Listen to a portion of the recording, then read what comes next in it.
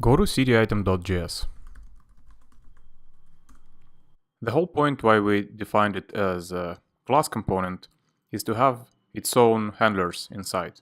So go ahead and define the onClick handler.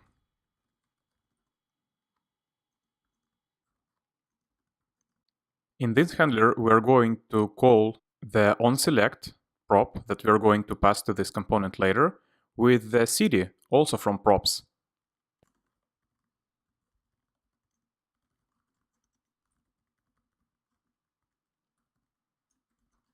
Alright, now let's pass the onSelect function to this component. Open cities list index.js. Define the onSelect in props and pass it to our cd item element.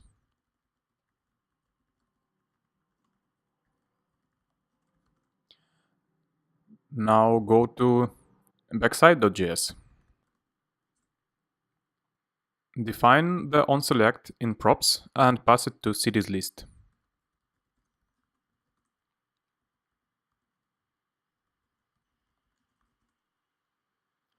And finally go to app.js.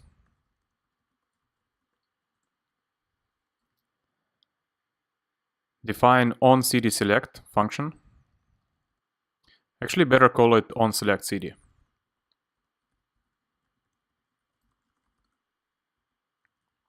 In this function, we are going to update state. It should accept cd as a parameter.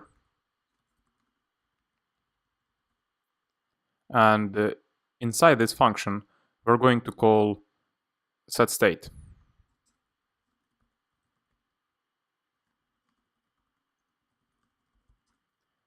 And update it with past cd. Now let's pass this function to our backside component.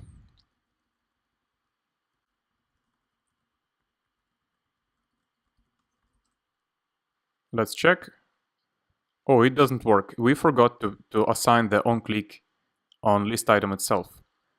Go to src cities list cditem.js and assign our onClick function to list item onClick handler. Let's try again. It works.